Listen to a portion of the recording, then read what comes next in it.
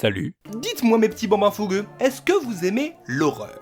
Qu'est-ce que ça peut vous foutre? Eh bien ce que ça peut me foutre, c'est que moi j'adore ça. Je regarde plein de films d'horreur, que ce soit des bons, des moins bons, des blockbusters, des plus modestes, des classiques, des nanars. Bref, je mate de tout et ça en grande partie grâce ou à cause de ma sœur qui m'a traumatisé avec ça dès ma petite enfance. Du coup, logiquement, en tant que bon otaku qui se respecte, je me suis dit...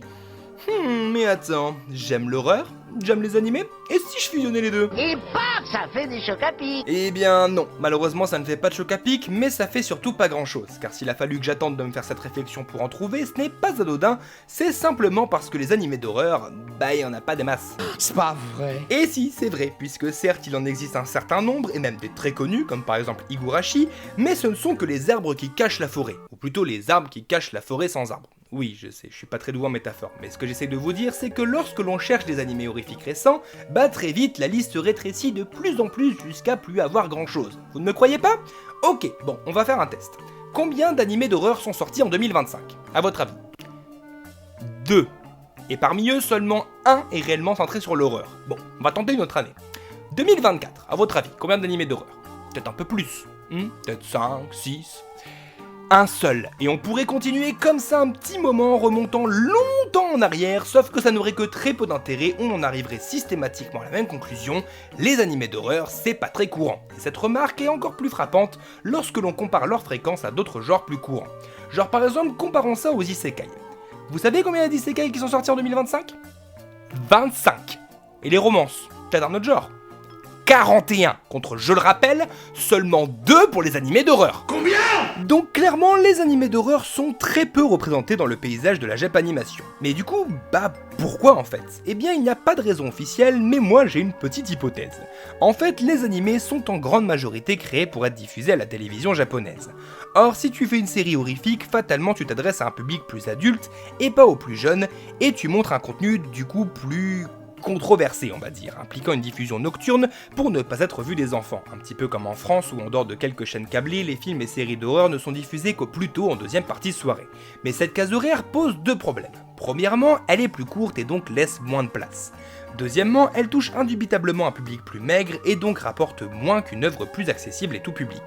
Et la preuve de tout ça, c'est que maintenant que les plateformes de VOD diffusent et produisent plus d'animés, on retrouve plus de séries graphiques et ou horrifiques, comme par exemple Sumerica Who Died, qui est un des seuls animés horrifiques de 2025 et qui était diffusé sur Netflix. Ainsi, en étant diffusé sur une plateforme de VOD, on est presque totalement affranchi des règles de diffusion à la télévision, un procédé un petit peu dans l'héritage des OAV dédiés au support physique qui était moins restrictif, mais avec ici bien plus de visibilité et de moyens.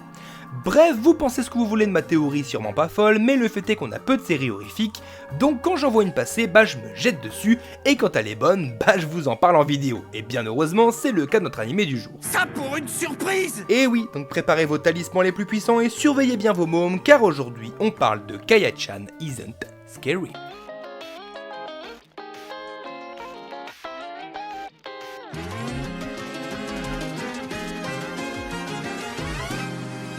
Donc, Kaya-chan Isn't Scary est un animé de 12 épisodes débuté le 11 janvier 2026 et conclu le 29 mars de cette même année. Il est adapté du manga de Yuri Taro dont c'est le seul manga connu. Du côté de la réalisation, on retrouve Hiroshi Ikehata qui est le réalisateur de Tonikaku, de Dark Gathering, de Maojin Guru Guru 2017 et de Witch Watch. Et du côté du studio d'animation, on retrouve Hitfish Studio qui s'est occupé de In the Clear Moonlight Dusk, de Tokoi Urarate Mahjong, de Mirage Queen Vacancies Elegantes et de A Condition Called Love. Donc on a engagé ici une équipe qui a l'habitude de travailler sur des romances pour travailler sur un animé d'horreur. Un Camoulox. Pour ce qui est du scénario, on y suit l'histoire de Kaya, une jeune fille avec le don étrange de voir les esprits, sauf qu'elle n'est pas uniquement capable de les voir, mais aussi de leur défoncer la gueule, Saitama style. Le problème, c'est que personne d'autre qu'elle ne peut les voir, impliquant que tout son entourage interprète mal ses paroles et ses actes, la faisant passer pour une gamine chelou et flippante aux yeux de tous. Enfin, tous c'est vite dit puisque Chie Asumi, sa professeure d'école, elle la prend au sérieux, elle et ses pouvoirs. Ainsi, nous suivons la vie mouvementée de la petite Kaya à travers les yeux de sa maîtresse adorée, qui va vite comprendre que son élève va devoir affronter un obstacle abominable tapis au sein de son propre foyer. Bon, vous l'aurez sûrement remarqué si vous suivez assidûment mes vidéos, mais Kaya a peu ou prou un scénario similaire à un autre animé qu'on a déjà abordé il y a quelques années sur la chaîne, à savoir Miiro Kochan. Puisque dans les deux cas, on a une histoire tournant autour d'une jeune fille voyant des esprits terrifiants que personne d'autre qu'elle ne peut voir, un don qui la fait souffrir tant parce qu'il l'effraie que parce qu'il l'isole des autres. Et clairement, je ne vais pas vous mentir, c'est en partie ça qui m'a poussé à m'intéresser à cet animé spécifiquement, au milieu de la tonne d'autres qui sortaient en même temps. Sauf qu'il y a deux grosses différences entre ces séries qui vont être représentatives de leur philosophie bien différente, notamment en termes d'horreur. Et la première d'entre elles, c'est que Kaya est une écolière, puisqu'en effet, à l'inverse de la jeune adolescente qu'est Miko, Kaya est simplement à l'école élémentaire. Et ce choix d'apparence anodin a une sacrée importance, puisque ça vient placer notre héroïne dans une position de faiblesse par rapport aux esprits qu'elle affrontera, étant donné qu'une fillette c'est faible physiquement, et que ça n'a pas les outils pour comprendre tout ce qui l'entoure. Donc ça implique que l'anime nous place du point de vue d'un être plus fragile qu'un individu classique, ce qui va décupler l'atmosphère horrifique de la série. C'est-à-dire? Eh bien, c'est-à-dire que déjà par son physique juvénile, Kaya est placée en position de vulnérabilité accrue face aux esprits, rendant plus hostiles et plus menaçants ces êtres cauchemardesques. De plus, comme je vous l'ai dit, en tant qu'enfant, Kaya ne sait pas ce qui est normal et ce qui ne l'est pas, donc elle ne sait pas toujours si un événement est paranormal ou non. Du coup, soit nous, on le remarque avant elle et il y a cette hâte qu'elle le découvre pour fuir et ou le combattre, soit on le remarque en même temps qu'elle et ça assure un moment d'effroi quand la nature de la menace se révèle. Mais quoi qu'il en soit, ça aggrave la menace et ça la rend de facto plus dangereuse pour notre personnage et donc plus efficace pour nous faire peur ou tout du moins nous inquiéter. Sauf que, et là ça va vous paraître paradoxal, la deuxième différence c'est que Kaya terrasse les fantômes. Puisque là où Miko ignorait les esprits pour éviter d'être attaqué par ces derniers créant un climat de stress à chaque apparition de l'un d'eux, Kaya elle se fout royalement d'être remarquée puisqu'elle les rétame en 2 temps 3 mouvements. Une attitude qui logiquement devrait complètement niquer l'impact de ces apparitions, puisqu'absolument pas menaçante sachant que Kaya les butera à la première occasion et donc détruit fatalement ce que j'expliquais plus tôt, mais que nenni c'est même l'inverse et ça grâce à 2 autres éléments, oui encore. Premièrement, la cible des esprits, puisqu'avec ce que je vous dis depuis tout à l'heure, on pourrait croire que seule Kaya est ciblée par les fantômes.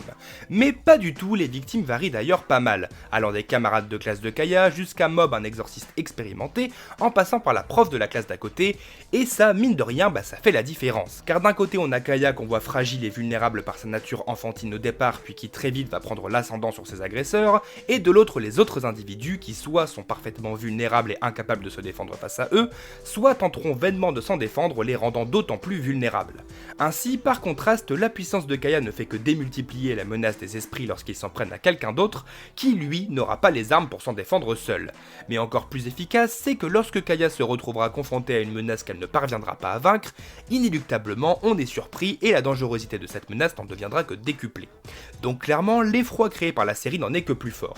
Et c'est là qu'on en arrive au deuxième point, les autres menaces. Parce que là où est le vrai génie de cette série, et ce qui m'a motivé à vous en parler, c'est que parfois, de façon random, notre protagoniste va se retrouver face à une menace ou un événement qui, eux, ne seront pas surnaturels mais bel et bien réels. Et ironiquement, c'est ceci qui risque de plus vous glacer le sang. Non, non, impossible.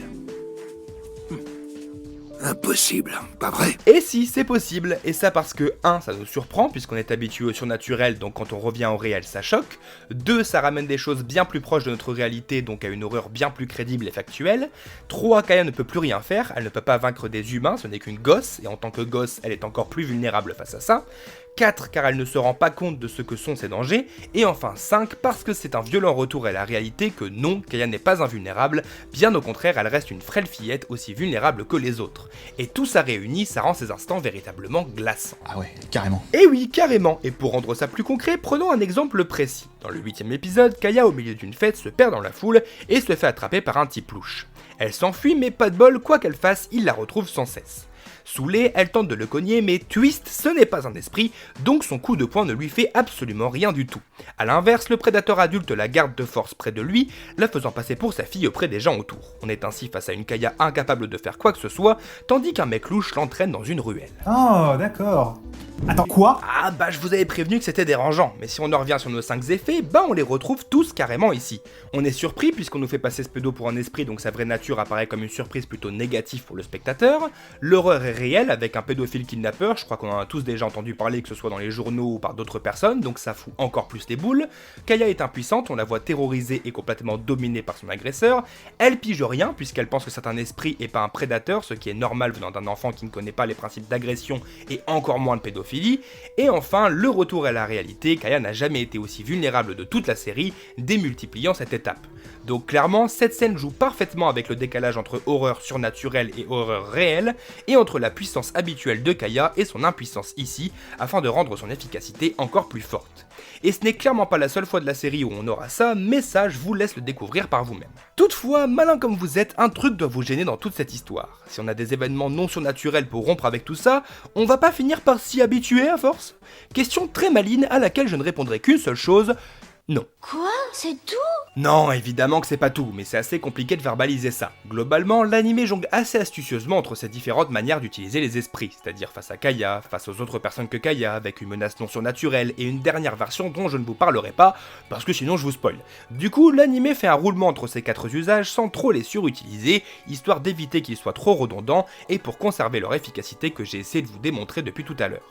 Donc bilan, Kaya Isn't Scary est un anime qui gère extrêmement bien son horreur, et qui, est juste trop bien en fait. D'accord, alors ça c'est super, sinon. Eh bien sinon, j'aimerais revenir sur ce que nous disions en introduction. Il y a très peu d'animés d'horreur qui sortent ces temps-ci. Du coup, quand un bon animé avec une ambiance très efficace, de l'originalité et de l'intelligence qui appartient à ce genre sort, faut aller le voir, faut le soutenir, même plus que les autres. Parce qu'un truc qu'on oublie souvent, c'est que les plateformes, les chaînes de télé et autres comités de production, y mettent en chantier des séries sur la base de ce que nous, le public, aimons et encourageons.